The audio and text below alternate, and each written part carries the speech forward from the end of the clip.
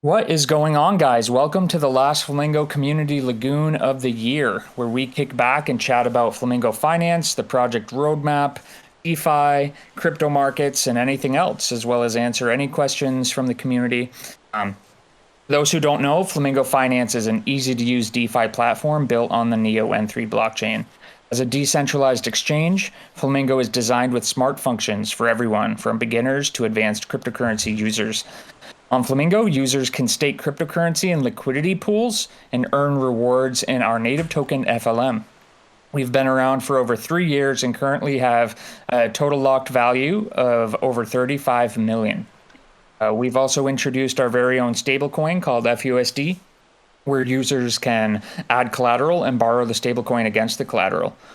For those listening in on YouTube, we hold these lagoons live on Discord, which we will link below, so you can join us in the next one. If you're in the audience, feel free to raise your hand and come join us on stage to ask any questions you may have, or drop the questions in the chat and we'll keep tabs on it. Hope everyone is having a really good holiday season. Sounds like Mr. Google wanted to talk about Fund and Order Book Plus a little bit, so now that it's kicked off, take the mic. Nice. So I have to take your numbers here and fix them as well, because we have around 60 million total value locked. Yeah, because one thing is what's in the pools, but then we have in Fund, and then we have in Lend as well. So Nice. so this is from the new parser. It's starting to get ready, build a new backend for it. So now we're starting to integrate this new data and a new data structure to how all the backend data is served on Flamingo. So backend data is basically just history to give you insights on like how much you staked, how much you claimed, how much you swapped, and stuff like that. Also figured out a good algorithm to figure out how much you earned in fees 100% correctly without like adding fees for every transaction to everyone that's in the pool. So that was really cool. But yeah, so around 60 million in total value locked. But we were talking about Flux and Order Book, right? Or we were going to. Is there an ETA on the parser? The parser is done. It's been running for a couple of weeks now, just in babysitting mode, basically. So it's deployed, and I'm just been watching it, seeing how it works, seeing how it not works, like fixing small bugs and stuff like that. But yeah, everything has been stable for a little while, and I've been working on the new backend to serve that data, basically. And then once that's done, it'll all automatically show on the front end? No, it needs to be implemented there as well. We will have some big changes to the front end when it comes to basically make Flamingo even faster and even more secure. Basically, we now have load balanced servers around the world. That's nice for the backend. But then, like, if you have a big enough DDoS attack, some of those regions can be down. But now we will add a more basically decentralized way. We're also looking at a way so people can just download a Docker container and host their own front end and back end, basically on their own computer. So you don't need to use Flamingo.finance. So, but yeah, once the new API is done, it needs to be implemented as well on the front end. And it's a lot of data. Let me say like that. It's huge amounts of data for a wallet now. It's huge amounts of data live from the blockchain, and you need to stitch all these things together, do all the mathematics, like you added this much liquidity, you have this much liquidity, and now you have this much in permanent loss, you have this much in fees, you have this much claimed, and stuff like that. So yeah, it's something that's it's going forward. Once it's there, you will be able to basically also swap out which backend you're fetching data from. So if someone is DDoSing one backend, you can just switch to a new one or a different node, basically. Very interesting. Yeah. So it's yeah, it's a totally new setup of everything. So that's cool, and everything is much more cached on the edge basically. So you can fetch huge amounts of data really quick. So all of the like the front end numbers are going to be fixed in the next coming weeks. Yeah. So And you say you've been keeping a close eye on it. I imagine with all that data, it's pretty dizzying. yeah, it is, because one of the hardest parts there is the wallet tracker. I talked about that before, but it basically tracks every wallet, every movement, and then it creates some snapshots every 100 transaction. So you can always like look back on your wallet like a year ago and see like how much you had and stuff like that, and you can see all the history. But that's like you need to. It needs to run every block. It needs to deduct every number and increase every number, and it needs to work. Like if you miss one transaction, basically all the data is corrupt. But like it has stood through time now. It's been working. It's been working better than I expected. But it gives us a lot of cool data. It gives us really nice insights for a wallet. It shows you how much gas you spent totally, how many times you swapped from BNO to FLM or from FLM to BNO, how much you swapped in dollars, how much you swapped in tokens, how much you staked, how much you claimed, how much you unstaked over time. So all numbers will be fixed, and we will add a bunch more of numbers, basically. Wow, this is going to transform Flamingo. Like, Flamingo is going to be your one-stop shop for a lot more than it already is. That's awesome. That's the plan, and also for the stuff like insights in pools and total value lock. Now we have data for like, this is how much FLM is locked on the platform totally. This is how much that's locked on BNO, Bitcoin, stuff like that. But then you have dollar values, and you have like, this is in Lend, this is in Flund, and stuff like that. Awesome. And yeah, before we kicked it off, you had started to get into the new numbers with Flund a little bit. Yeah. We reached 100 million. That's a really nice milestone. 100 million FLM. Yeah.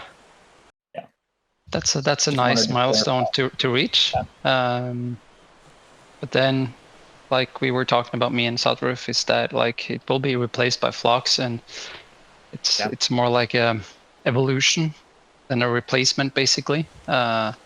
Lund was created because the community wanted single staking, and we didn't want to make just this stake FLM, get FLM. We needed some more mechanics behind it, so it actually had some utility at least.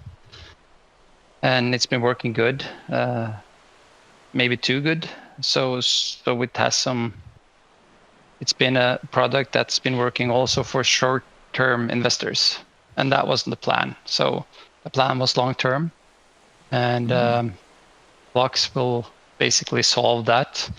Flux will also introduce something that I really want to introduce over time now. It's more voting power, so we can have more votes for stuff, like in the future adding liquidity pools and stuff like that. So it's more vote-based. The issue with doing that with FLM token by itself is that you can just buy 10 million FLM.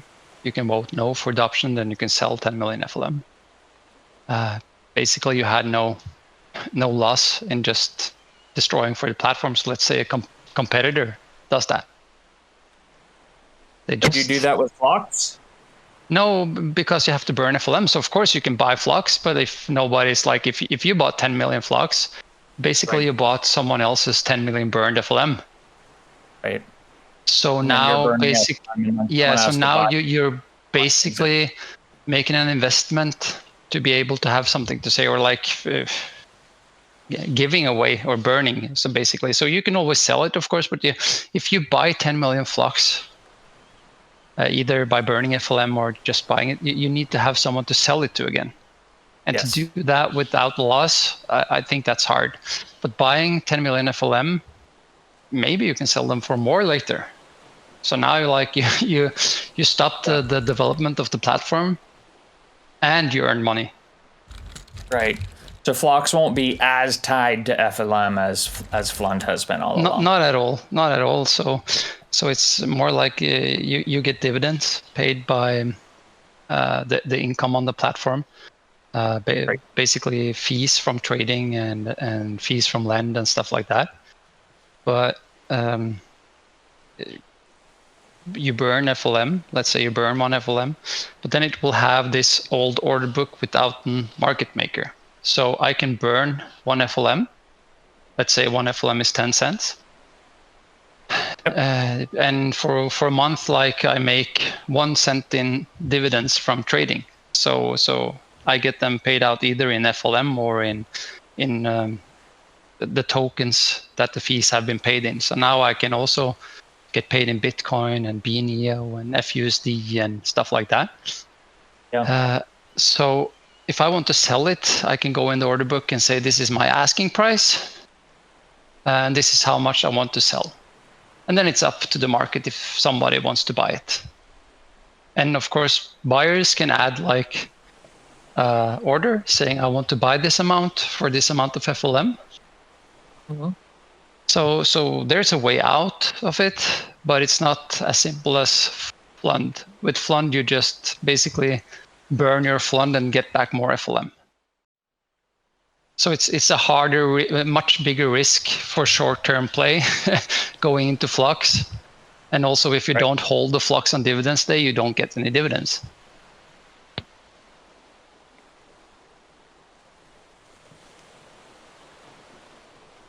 So yeah, it's coming closer. One thing that's important to think about when it comes to Flux that I don't think many people think about, and this is really hard integrated with the order book. So there's going to be a new way to trade on Flamingo. Everything will run through the order book. So this is an update. Yes, we have audits in January, but it changes a lot on the different contracts on Flamingo, because now you will not be able to access the AMMs directly. All the AMMs will be accessed through the order book contract. That's the only way we can assure that the price will never go past your order price and back down, because that's how it is with the order book. Now it's up to people if they want to buy in the order book and the AMM or just the AMM. And then if you want to sell one FLM, it's too expensive for me gas-wise to buy that one FLM from you in the order book alone. Makes sense. But we solved that, so it's going to be, I think it's going to be cheaper to use the order book than it is to do a regular swap now. So that's cool. You will get a much lower price impact when you have people in the order book that you're buying from, because basically today, if you want to buy, let's say, 1 Bitcoin on Flamingo, and it's $40,000 for a Bitcoin, you will have basically an $800 loss in price impact, 2% price impact. Yeah. So just there, you lost 2% of your investment. But with the order book, if someone is selling, you're buying from the pool, so you're shifting the price, and that's the price impact basically. So you will get less Bitcoin back for the same amount because you have the price impact. You're taking from the pool and you're adding the other asset to the pool. But with the order book, if I sell 1 Bitcoin at $40,000, your price impact will be 0.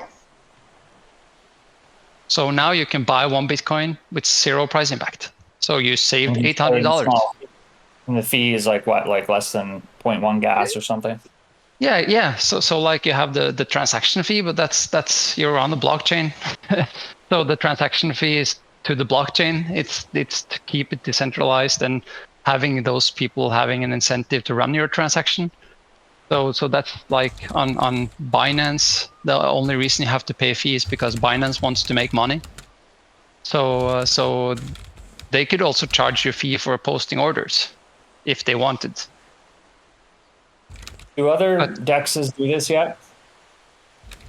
Some DEXs do this in a centralized way. So the easiest thing for us would be to run a new server and call it layer 2 and say, this is Flamingo order book. It's a server running just a single server, and it's really cheap. It's like this blockchain. It has 1 second blocks, and transaction costs is 0 because you just have this one server and everything is centralized. So basically, that's the way it's done today. Other places I never seen, or with through bots filling the orders for other people. That's also one way to do it. But I never seen a layer 1 order book. That's like an actual order book. And this is also coupled with the AMM.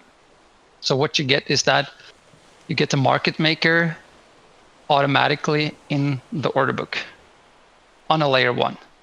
That's a revolution. Yeah. Yeah. So basically now you can have, let's say you want to sell 10,000 BNEO now. Doing that on Flamingo, either you have to do like 50 trades over some hours, or you do one trade and you have a huge price impact. So most likely you would take those NEOs and you would send them to an exchange because they have market makers. So it's easier for you to sell it there because you can just put a limit order. But now you can just put that on Flamingo.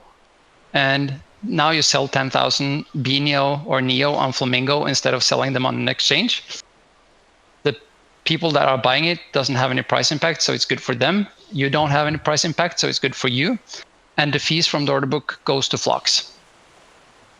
So the volume we have today is really small because it's hard to do large trades. It's hard to buy a Bitcoin on Flamingo because you lose $800 doing it. So it doesn't make sense. You buy it on Binance or an exchange because there you can buy 1 Bitcoin without any price impact. Make sense?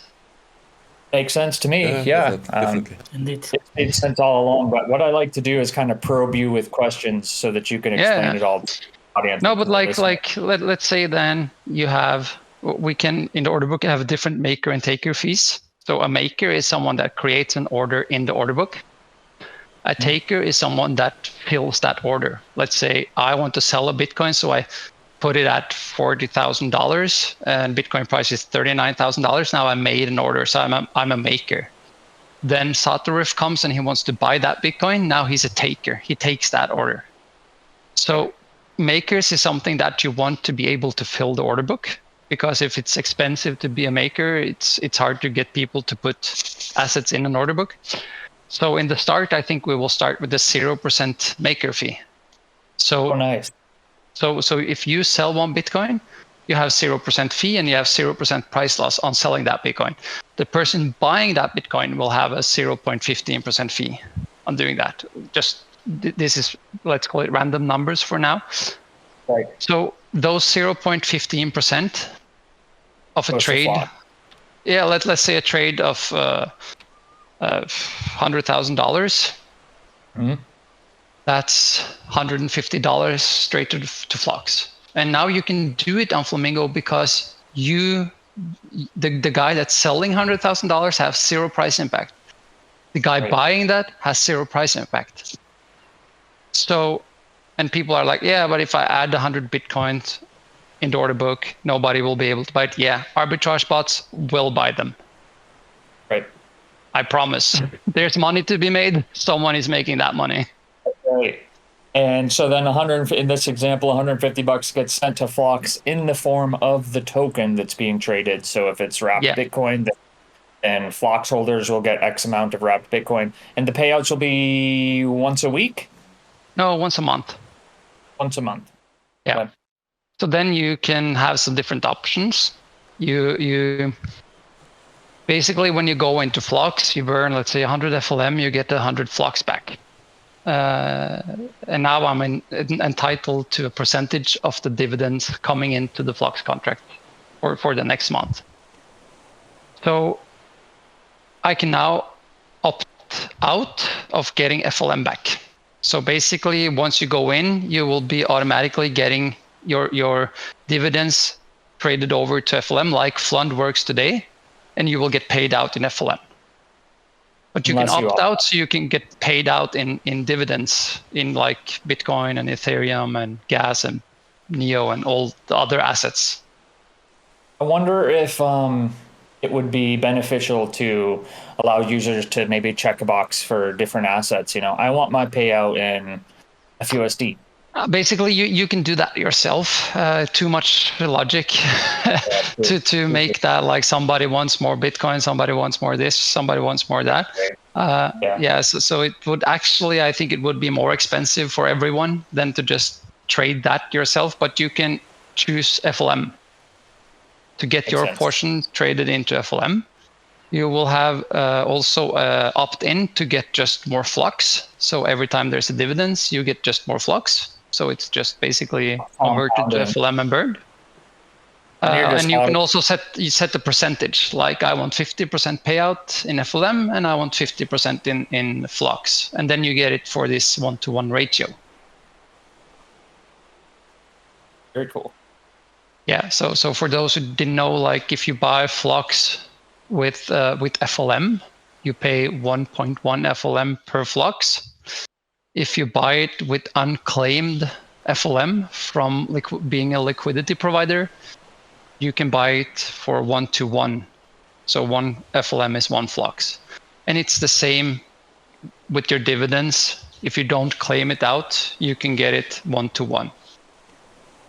If you buy with the dividends, you choose to put it into flux.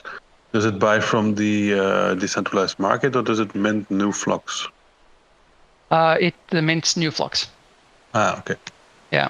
So the order book is just a manual thing. This is like just an old order book or just let's call it the marketplace. It may be easier to understand. Like I want to sell my bicycle for $100. Nori wants to sell his for 150. Bordeaux wants to buy a bicycle. He can either go to the store and buy a new one, but he sees that he can save some, so he goes and buys my bicycle because it's cheaper than Nori's. And now only Nori's bicycle is left on the marketplace if someone wants to buy it. But they can always go to the store and buy a new one.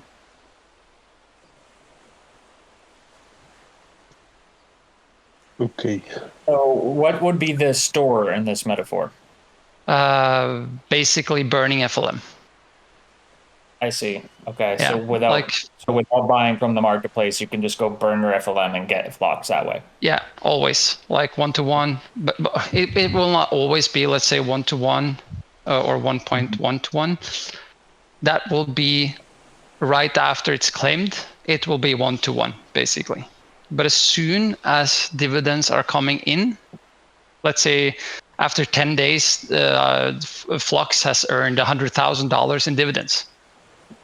And I hold one flux, and that's all the flux there is. So I'm entitled to $100,000 in dividend. But now Nori wants to join. He can't like join on day 29 or 30 and just buy that for one FLM and get $50,000. He will get entitled to the dividends that comes after he joins. So Yes.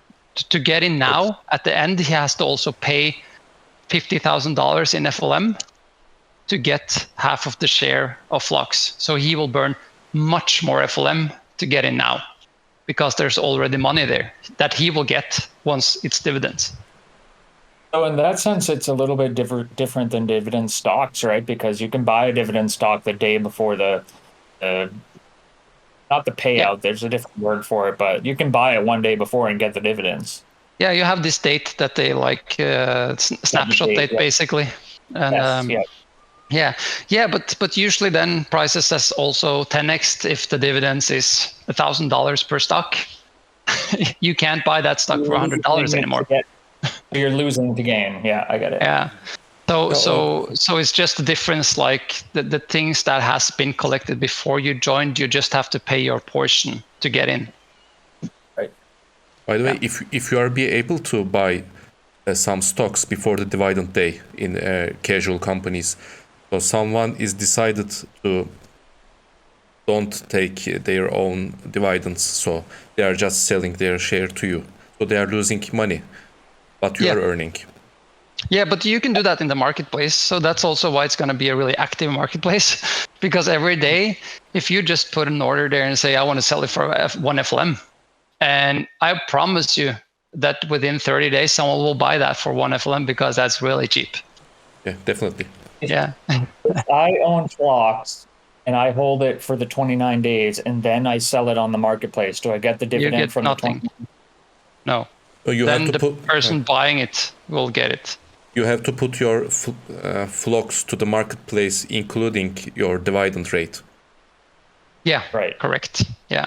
You And get also, to as choose. long as it's on the marketplace, it's yours. So then you will get dividends. If you have it on the snapshot. Marketplace. No, but like, yeah, as long as it's not sold before the dividends. So if my funds are on the order book, I will continue earning those Still dividends. yours. Yeah, because it's still perfect. in the wallet at that point. Perfect. Yeah.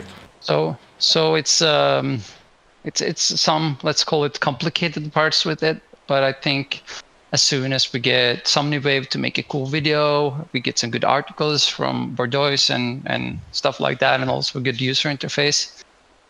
Yeah. It's I think it's a really powerful thing for the future. It will help stabilize and it will give incentives to liquidity providers. Together with the order book, we can see spikes in volume. So it's hard now to get $10 million of volume on Flamingo a day. That's a lot of price impact. So then you need the price to move outside of Flamingo as well.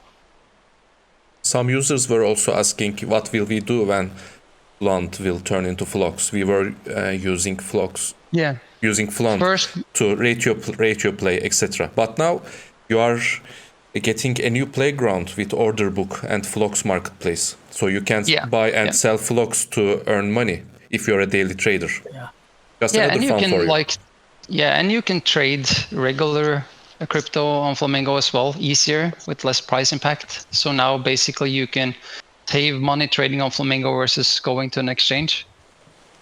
So yeah, it's and also you can be a liquidity provider and you can get free Flux basically, or you can get FLM. That's up to you if you want FLM or if you want Flux.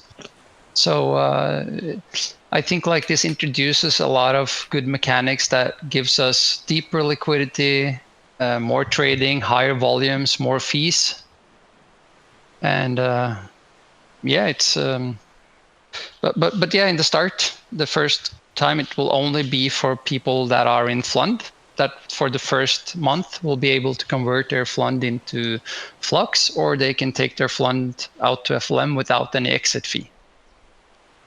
And then for the second month, you will have people with unclaimed and stuff like that. So that's one important thing that we need to announce when we're getting closer. It's that if you want to join for the first round, you have to be in Flund. Will you be able to buy Flund at that point to get in? Yeah, you will always, always be able to still buy Flund. Yeah. Flund will stick around, but it will not have any dividends, basically. It will not have any income. Flux. In that first month, you can just go, if you want to buy Flocks, you can buy Flund and then transfer it to Flocks. Yeah, correct. Well, awesome. Or no, not like within that month, you can't, buying Flund will stop the day we release Flux. So you will, if you want Flocks that month, you will have needed to get Flund beforehand. Yeah, correct. We'll have to make an announcement about that, like weeks or months before, to prepare everyone. And it looks like, we've got the audit for Flocks coming up here in January, and then that could probably take several weeks to maybe a month or two. Yeah, together with order book. So also together with changes for the AMM contracts and some swap routers and stuff like that. So it's not a small change. People know that security is really important, so we don't rush things. But hopefully, if you want my most optimistic, I would say end of January, everything goes smooth and it's launched. Pessimistically, 2 to 3 months, maybe we're out in March or April. But hopefully before that, it's a top priority. We're working on it every day, and it's basically done now. The last tests we had were really good. but it's really complicated to test as well. It's you need to put up all the contracts on Flamingo and get them to work together and redeploy everything on your private testnet, and then something is wrong, you have to patch that and do everything like that once again to just do some tests, and then you figure out that you wrote something wrong, so you have to take it down again and put up everything once more. So Yeah, this has been a Yeah. lot of work. Just a reminder, to those users who kind of pop up in our Discord from time to time and say things like, there's been no updates for months, blah, blah, blah. Well, this is why. This is because like a lot of what we do here at Flamingo Finance is a lot of work because it's really complicated stuff. We have really good devs doing it. And this stuff takes time, especially since we want the security to be utmost, solid compared to a lot of these other blockchains that are getting hacked left and right, or Dex is getting hacked left and right. Flamingo hasn't been hacked or taken advantage of once, right? Not once have funds in been 3 lost. years. Or yeah, in 3 years. So things do take time, and we're working on complicated stuff. So when you say like nothing's happening, devs aren't doing anything, there's been no updates, well, you're wrong, because the devs work hard every day on this kind of stuff. So it's always good in these lagoons to have the devs kind of join and kind of let us know everything they've been working on in the background, because while it's in the background, it's difficult to see. Always join these lagoons, because this is when you get to hear straight from the devs like what's all been going on in the background all along. So Yeah. always nice to hear. Always nice to hear. Yeah, it's looks like I we think it's have breaking changes Go for us, so we need to be careful. Yeah, it's definitely some big changes. Looks like we have a hand up in the audience. Since this is an AMA, I will invite them up to speak. Hello, Salim86. Happy holidays. How's everything going? I've just invited you to the stage if you still had a question for us. Until Salim joins the stage, I'll go through the chat a little bit. Looks like people are saying happy holidays. Flamingo's the best. They love the DEX. It's the best in the world. Can't wait for Neo X. Someone's asking, any chance we can get XRP on Flamingo? There's always a chance, right? Yeah, first we need to figure out a solid way to bridge assets or have derivatives. We have different ideas, but it's just ideas for now, how to scale or solve stuff like that. Torchain is something that we looked into, but I think Neo at the moment is a bit too small. Right. Yeah, but then we have Neo X coming up, and that can help a lot because people are lazy. They love these EVM clones where they can just copy paste something and say we support Neo EVM. So that's a good thing for the Neo ecosystem. But for now, I don't think we will see any new assets before at least the order book is working, because it doesn't make sense to focus on multiple things right now. It's just solving the order book thing. Then we will see a lot of trading on Bitcoin, Ethereum, Neo, Gas, FLM, FUSDT, FUSD, and all the other BNB and the assets we have. And then we need to solve, basically that's the next challenge, making a good cross-chain solution for crypto in general, because the issue Torchain has is that it's too big of a monolith, so they are really scared of adding new chains, and it costs a lot adding new chains. So we have some ideas on how to basically improve on what they do and remove the hurdles that they have, but it's just theories. So yeah, XRP maybe one day, but not the next months at least. Yeah, and in the meantime, we'll be working on the TAO, the token auction offering system on Flamingo. So anyone with their own token can basically apply to being listed on Flamingo by holding their own token auction offering, which is basically you put your tokens up for auction on Flamingo, and if you hit a certain threshold of volume, then you'll automatically get pools on get listed and get pools on Flamingo. Yeah. So that'll be coming in early 2024 as well, correct? Yeah, basically that's it's sad to say, but that's almost done. It's like 96% done, but then we had a lot of other stuff coming up. And I think for now, that's a really nice thing coming maybe in March, April, or something like that. I know it's really delayed, but like a bit pre-bull market. But then having the order book is much more important for Flamingo in general when it comes to the next bull market.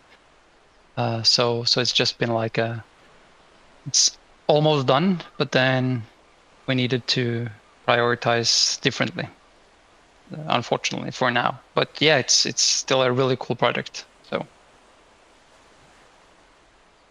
Cool. Someone's saying security is number one priority. Someone's asking, Osiek is asking, did the recent gas pump create any new ideas in case something that much parabolic happens again? And did it create any problems? no, it didn't create any problems at all. The only problem it creates is that for people that's been in Neo for a long time, you sold all that gas at $5 or $6. Yeah.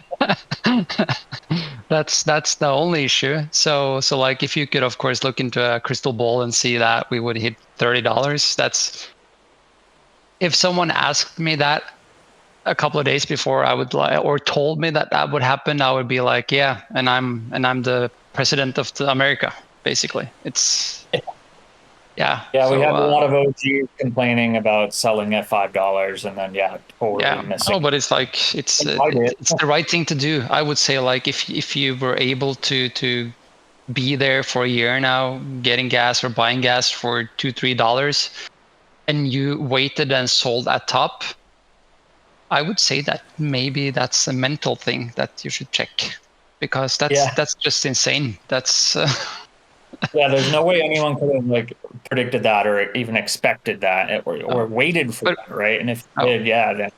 But it created a lot of volume. It didn't create any problems, not at all. It would create a ton more volume if we had the order book. If we had the order book, I think like just that spike would created maybe a couple of $100,000 in fees, because then people could buy and sell gas easily on Flamingo. Right now you had this price impact, so you can like only do 200, 300, 400 gas like maximally without moving the price too much, and even then you still have a 0.5% loss on it. Yeah. Okay, looks like what is this has asked, is FUSD a success? Why not try to get USDC like a number of other chains like Solana? Yeah, it's FUSD is a success. I was actually thinking about it a bit earlier today. I was checking some numbers. And the thing with FUSD, it's there, it's stable, it's getting battle tested. No need to rush it. Like we can get tons of utility for FUSD. That's not a problem at all. But one thing that's really nice is that it's just like we see that it works, repayments work, taking loans work, liquidations are working. So again, like security, it's not a year old. I think it's really a huge success in the scale of Neo. Of course, it's easy to like look at something else that has billions and billions of dollars in volume and say like it's not billions. But yeah, based on how many users and stuff like that, it's on Neo. It's a big success and it's stable. It's the only stable coin that's not backed by a centralized asset financial institution. Yeah. So this is the only stable coin you can hold that cannot be fucked up by someone taking your money or by someone doing something wrong with your money. That's why we don't want USDT or USDC or anything like that to back it up, just to keep it like 100% crypto. And when it comes to getting USDC, I think it's something that we talked about when we were in Hong Kong. I think for Neo, they want to have it, but I think that's also some of the reasons why NeoX is getting created, because then it's easier with this copy paste, as I just said, like it's an EVM. So it's really simple for USDC and USDT to deploy on NeoX because they could just copy paste their EVM code. If they want to deploy on Neo N3, they would have to basically write their code from scratch again. So that's one thing, easier adoption on NeoX. But then the second thing is that it's coming with bridge included. So NeoX to Neo VM will basically be with the bridge included that's supported by the council on NeoX. So it's easy to get money flowing between NeoX and Neo VM, and that will be a game changer. It's also much more resistant to those parabolic actions, right? For example, if FLM or Neo goes parabolic, FUSD will stay healthy because it's over collateralized and people continue getting liquidated while price goes back down. Yeah, it's like we've seen when crypto prices have been dumped. I've been liquid, or we call it margin maintained because liquidated sounds like someone is just like, now you don't have any money left. But I got margin maintained, woke up and I was like, oh, holy shit, like the market has crashed. And but actually I made money on it. Someone maintained my margin and the price had continued down. So they basically paid off my loan. And I had FUSD, so I could just buy back more assets. Of course, it's not that same if the market turns around, like you have this flash crash. But then again, a flash crash wouldn't be able to liquidate people that fast. Some positions would get like margin maintained a little bit, but not like you can flash crash the market and everything will just be margin maintained and go to zero. It's not possible. It's really resistant to market manipulation from all edges, basically. Yeah, there's a limitation per block, so you can't just simply wipe out whole balance within a single block. No, correct. Yeah, correct. So that's why also we have the security fund and stuff like that to cover if there should be an event where the market crashes a lot and some positions aren't basically being liquidated or can't be liquidated, then that's why we have the security fund building up.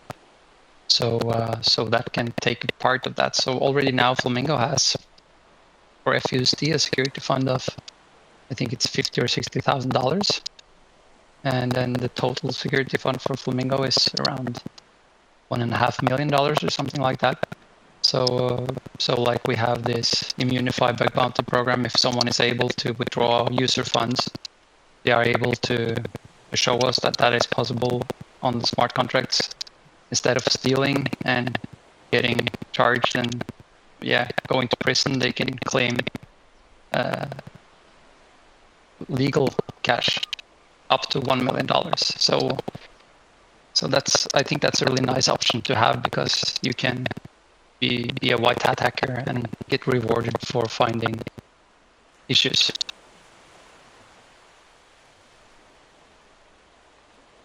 It looks like we have another question here. Crypto staking is a great system. This is from Dr. BM. What new pools should we expect on Flamingo next year? Again, we're focused on the Order Book Plus right now, and new pools can be expected like once that's complete and Fox is launched, and then we'll have the Tau coming out, and we'll have different project owners holding token auction offerings and getting new pools that way. But we don't have any plans for specific tokens for specific new pools just yet. But the cool thing is that we don't need these huge liquidity pools once we have the order book, because then you need the liquidity pool to just be a market maker, just to fill that gap between orders. So if you get an active order book, basically that's what's matter. And our goal is, of course, to have the most trading happening on Flamingo, so people don't see any reason to use a centralized exchange. Why not just have the assets in your own wallet, have it in your own key, and just trade with 0% price impact on Flamingo instead? So that's basically we got this. Why will the liquidity pools be needed when order book will be completed? And let's say you want to add an order for FLM and you want to buy at 10 cents. FLM is 11 cents now, and I want to buy at 12 cents. Now we have a spread, 20% spread. If we don't have the market maker, so on Binance, you have, or centralized exchanges, you have market makers that sometimes loses money, but their job is to basically fill the spread between your buy order and my sell order. So there's a market for buying and selling FLM at 11 cents. So an automated market maker like we have today is just like having this ratio between two tokens, and that's the price of the token. So if you want to buy FLM, you take FLM out and you add more of the other token, and then the ratio is different. So with the order book now, the AMM will just serve as the market maker in between these orders, just making sure that the spread is never more basically than 0%. So you can buy from the AMM up to my order of 12 cents. And then you can start to buy from my order. So you will have a price impact once you buy from the AMM. But then as soon as you hit the limit order, you will have 0% price impact on that amount. And you will also then, of course, be able to look in the order book and see how much can I buy from the order book and not the AMM. I want to buy 10,000 FLM. Okay, someone is selling 10,000 FLM at 11 cents. I want to buy those because then I have 0 price impact because I won't touch the AMM at all. So yeah, basically that's it. That's why we need it. Cool. Looks like Osiak is asking, is there any project being built on Neo which can become a competitor / co-builder with FLM in the future? We've seen so many projects win these Neo events, but nothing big has come up so far. There's a number of DEXs and DeFi that have, which I would consider like a competitor of ours. We've got For the Win, we've got Carrot Swap coming out, we've got Pumpkin Swap I've heard of, and a few others. I don't know if anyone on the team wants to speak to that at all. I can speak to that as well. I think like Flamingo has the most important part of having a DEX is trust. So I know that crypto people and everyone thinks that crypto is trustless. It's basically in the word it's trustless, but it's not like you don't need trust. So you need to be awake, knowing what to do, so you don't connect your wallet to a hacked site or something like that. You need to also trust that like Flamingo front end isn't swapped out with something scammy and stuff like that. So it's trustless, but it's still trust there, and that's the thing for Flamingo. That's why I think it takes time, because to have trust, you need security. If you're getting hacked every other week or you do stupid shit, then people won't trust you. And if you don't have trust, people will not put millions of dollars into your decentralized finance platform. So there are competitions there, but they also need to build the trust. We are 3 years ahead. We are making innovations. So basically, we are not a copy-paste platform. We don't look at what others do and just do that. We are the ones that are looked at, and we're trying to solve issues to make the economy decentralized. We're not just trying to make like Flamingo the biggest traded platform or something. It's trying to make innovation and doing that steadily. It's like building through the bear markets. Nothing for us is there. It's not depending on the crypto prices. Going to make smart economy like we're trying to do on Neo doesn't depend on the crypto prices right now, because you're doing it for the future. You have to look 12, 15 years ahead. You can't look at the price today and be like, yeah, but the price is down, so I'm not motivated to work anymore. It's for the future. When the order book comes, hopefully we will see increasing trading volumes. When we see increasing trading volume, that will also attract more people. We can have competitions that will attract more people, even more trading volume, more people, more money into Flux. People see that, more people buy Flux. So It's just like with TorSwap. They were really small, then they made streaming swaps. So you have really small price impact, but you still have some price impact. And without streaming swaps, you wouldn't be able to buy or sell for Bitcoin. But with streaming swaps, you are able. So it's like chicken and the egg, what you need to have to get the ball rolling. And a layer 1 order book, that will get the ball rolling for sure, I think. A good point about the trust at the beginning there. You know, if I were to give a piece of advice to upcoming projects who are trying to compete with Flamingo, then yeah, focus on the trust first. First and foremost, get users to trust you. And once they trust you, they can become your users and your clients and all of that. If they don't trust you, then good luck. So yeah, trust comes first in my eyes as well. Looks like we also have a question from Yash07. He's been using Flamingo for a year. He loves it, but he's wondering why a user can't see the prices of tokens unless they connect their wallet. So he's wondering. You can see the price if you never connected the wallet. So actually, this is a visual bug that we been looking at, or just Atlas or showed me last week. I never looked at it that way. So yeah, that's just a bug. It will get fixed. But if you if you click on the trash can in your settings, then you can see the prices, because then you remove the local storage on your computer. But as soon as you have connected a wallet and you go into Flamingo and you don't connect your wallet again, it's waiting for your wallet to connect. So yeah, just a visual bug, just something. But as I said in the start, it's really complicated code with all these numbers and stuff. So it will get fixed with all this new data and stuff like that. But really good feedback, because if we hadn't known, it's something that we need to fix. Definitely. Cool. Glad that's going to get fixed soon. What is this is asking, by the way, this is an awesome AMA. This is one of our best AMAs. This is one of the, we've had more questions being asked in this AMA, I think, ever. So thank you to all of you for showing up during the holidays, asking us the important questions. This is what this community is all about. So I love to see it. What is this is asking, will the Neo EVM allow for cheaper swap from Neo chain to ETH and back? Depends. I think it depends on what kind of bridge they are using out of the EVM. I hope that they will get native stablecoins like USDC, USDT, and also then get more support for gas or Neo on other chains. So you can basically, let's say, go to Uniswap with Neo instead, and then swap there to Ethereum. I don't know.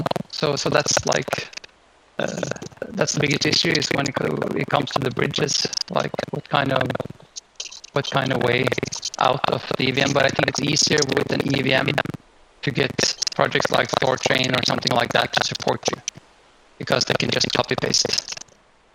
Right. Yeah, that makes sense.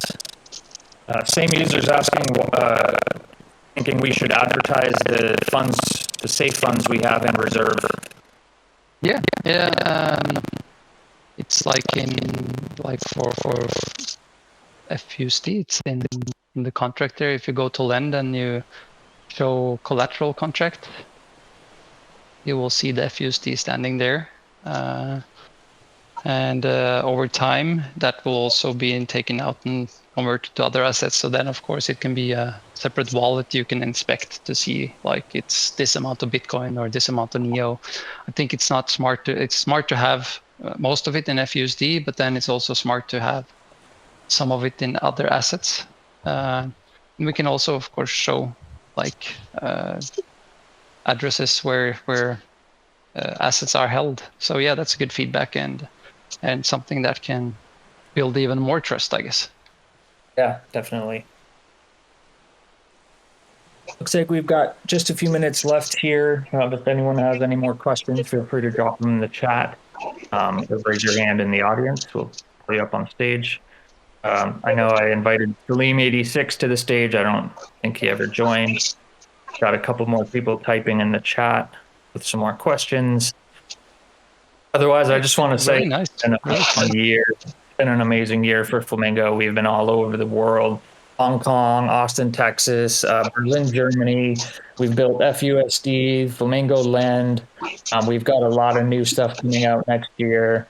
And just wanted to, express my gratitude to the team for, having me on for a couple of years. And I wouldn't want to work with another team. That's why, the moment I joined Flamingo, I've just been kind of like working harder and harder. And yeah, I don't see it any other way. I wouldn't rather work with another team. I love you guys. This has been awesome, and I can't wait move on into the next year with you guys and see what we can come up with next. It's always a thriller, just to see what we come up with and what we can build, and how all of the users enjoy the next thing and the next thing and the next thing, and they just want more. And here we are coming up with it, and it's been great.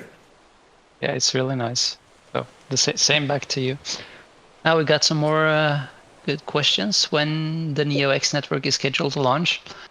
I don't know. I saw Steven said testnet by the end of the year.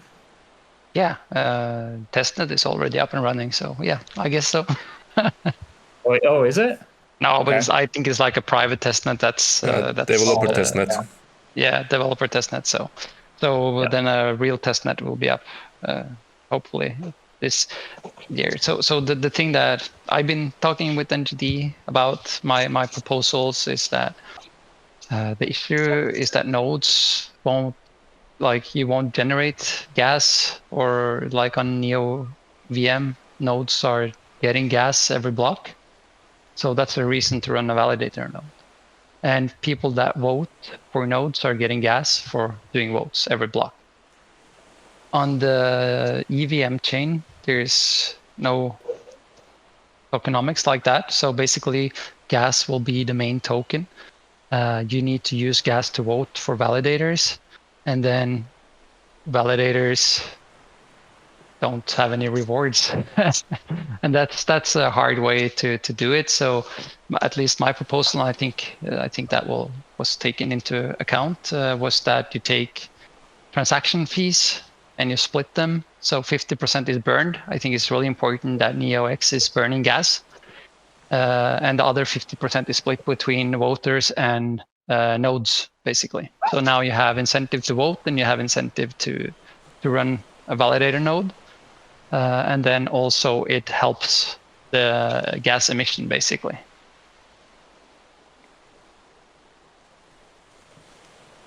Hope that answers the question.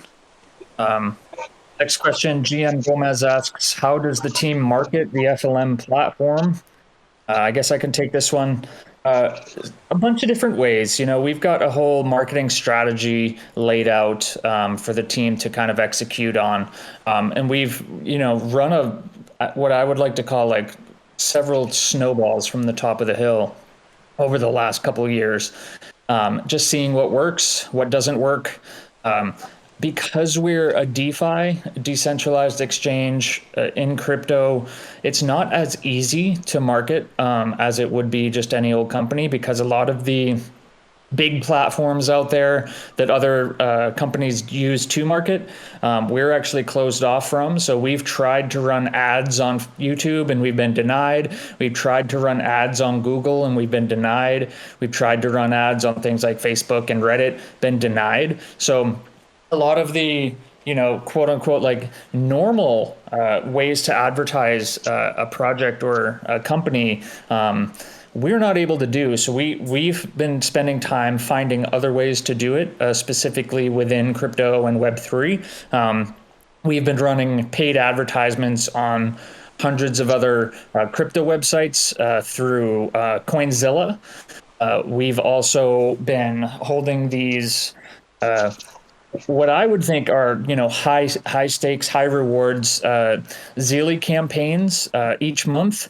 So we reward $1,000 a month for users to help us get the word out. We're getting users to follow us on Twitter, follow us on Spotify, follow us on YouTube, on Medium, you name it.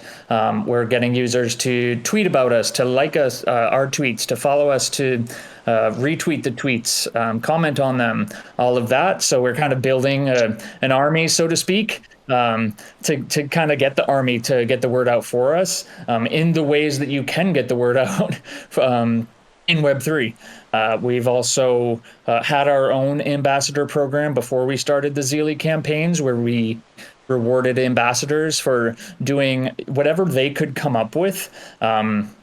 Some ambassadors made videos about Flamingo specifically. Some were coming up with their own designs and visuals and tweets, all of that. So we had the ambassador program run for a few months. Then now the Zealy program's running for a few months. We had the paid advertising running, which we put the brakes on for a second until we designed some new landing pages, because we thought the paid advertisement went very well, but we didn't have any, data to pull from that, because users were clicking the ads going to Flamingo, but that would look the same in the back end to us as any old user going to Flamingo. So now we're going to build brand new landing pages so that when you do click an ad, you get sent to the landing page, which will give you the education on what Flamingo is, how to use it, that sort of thing, and also give us the data to go along with that, so that we know which people are coming from where to Flamingo, and then they're doing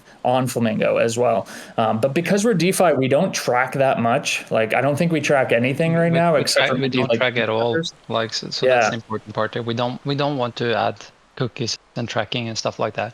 It doesn't make sense. It makes sense for marketing, of course, but then we rather make like these unique landing pages. So let's say you run something on Twitter or something like that, then you have a landing page for Twitter. So every user that's basically gone to that page, you can know that they came from your Twitter campaign. So that will be basically the marketing stuff. It's I also think it comes with hype. That's one thing. Like, it's been really quiet for a while in crypto, but now I see all the elderly people and all my friends and everyone is starting to talk about crypto again. Everyone is coming out from behind the rock, where they've been like Mr. Smart for a couple of years now, like crypto is dead. And now I had a friend like saying that he wanted to take a mortgage on his house to buy 3 Bitcoins. And he was like asking me, is that smart? And I was like, okay, this is bullish. People are bullish now. And just to like derail a little bit, for us that's been around for a while, remember in 2017 when Bitcoin hit $20,000, how that felt, like how amazing that was, how insane that was, like that feeling, like Bitcoin $20,000, and like look at the feeling you have now. Bitcoin sits at $42,000, over twice as much, and now it's like meh. Right. Yeah, you're not even happy, not slightest happy. So it's like, just think of that sentiment when it comes to Bitcoin and the prices. We at 20K, it was euphoria, and now we're at twice that, and people are like, still bear market. Still bear market. So the expectations with every cycle also moves. So that feeling, you will have that when Bitcoin hits 100K again, then you will have that feeling. And then the next time we will be talking about this, then Bitcoin is at 90K and you're like, meh. Yeah. And similar to what you were saying earlier about chicken and the egg, the same can be said here in terms of markets and marketing, right? Like, we're doing everything we can to market Flamingo, but a lot of the times, like Mr. Google has said, like the market itself can drive the hype as well as the marketing. So it's kind of which comes first, the marketing or like the hype that comes from the price. And I think people just need hand in hand as they go along, you know. You need the market to be there. Like, you need the price. You need people in crypto to be getting people to use DeFi platforms. You can't like invent people to come to crypto. It's really hard to get grandma using crypto. But when prices are going up, people are getting interested. Then it's more simple because then they are willing to do that. But like when prices were dropping and we were at 15K for Bitcoin, spending money to get new users in, that's just stupid. It's like, why? So if Flamingo were like this biggest, let's say we were Binance, yeah, then it makes sense, because then basically you are the market, you are the biggest player in the market, so you can actually drive some adoption. But for Flamingo, it's better to just sit and wait and just let the other bigger guys do the work and harvest from their work. And that actually brings us over to Oysek's question when it comes to listings on exchanges. Flamingo is an exchange. So with the order book, basically we're a competitor of Binance or a competitor of Coinbase. We're a competitor of all these different exchanges, and we want users to come and use our exchange instead of using the centralized exchanges. But of course, we need people to be able to come to Flamingo. So that's basically when it comes to listings. It's not like prices. You list a token on a shitty exchange, prices doesn't move. Pepe got listed on Binance and prices dropped 50%. So it's like, it doesn't matter anymore. I remember back in 2017 and 2020, 21, 22, like listings had a lot to say. If you got listed on Bittrex or you got listed on Binance or Coinbase, like prices went parabolic because there weren't any other places to buy the token. And then users had like one account when it comes to centralized exchange. That was the only place where they got crypto. So like your project is listed on Coinbase. Oh, now you have access to 500,000 new people with $5 billion. So, but I think the whole crypto community, or what you should call, have moved away. People have access to 10 different centralized exchanges. You have 10 different apps on your phone. You use decentralized finance, and hopefully those 10 apps is just something you have there in the future, and you use Flamingo for trading because you added limit orders and you get a notification once it filled.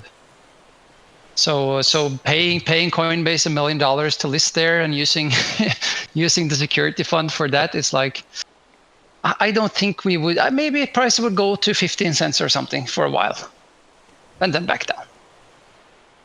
So it would just be for the hype of the price for a little while, and then it's worse off because you spent all your security fund.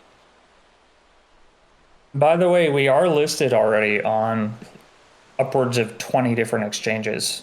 You know, we're listed on Binance, OKX, Gate.io, BingX, BitGet, Tokyo Crypto, MEXC, like CoinDXC, the list goes on and on. So it's not like we're only listed on Binance, like we're listed all over the place already. So yeah.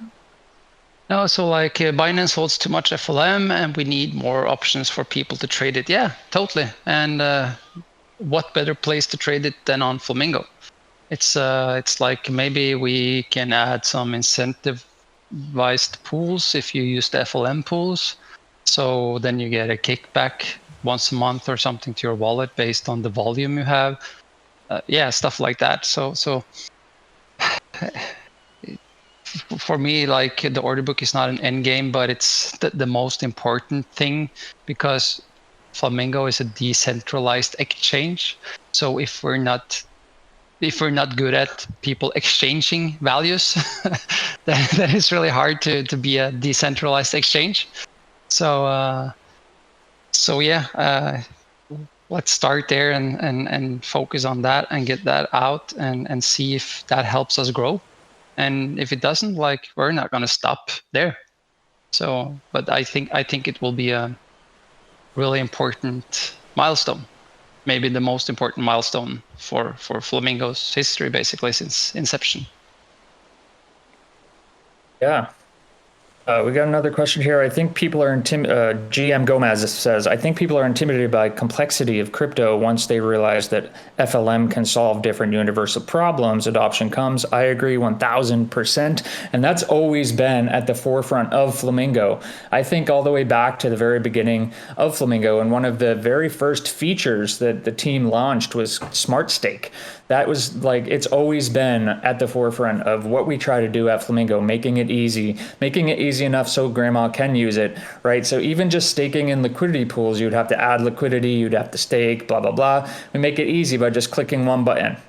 I want to invest, $100, click smart stake, boom, that it does adds the liquidity for you, stakes in the pool for you, and then next thing you know, you're earning yield on that by basically clicking one button. And we do that across the board, not just with smart stake. Like, it's always been our number one priority to keep Flamingo secure, but also to make it as easy as possible in the UX, as well as like in the smart contracts for devs and all of that, just to, make it so that it is adoptable. When the people come, it's there and it's ready. So yeah, definitely a really good point, JM Gomez, on making things easy in crypto, because crypto's already hard enough, right? And that's kind of what we're there's still a lot to do when it comes to being user friendly, I think, and it's important to, I think, with the new data that will help a lot of crypto savvy users. So our what you call again, like target audience is people that's already in decentralized finance somewhere else, because it's too expensive for us to try to convert grandma to crypto at this moment. Of course, we will make a platform that makes it easy for grandma to start using crypto, but like advertising to her or getting her into crypto, that's really expensive. So our target is people that's already familiar, let's say, with PancakeSwap and stuff like that.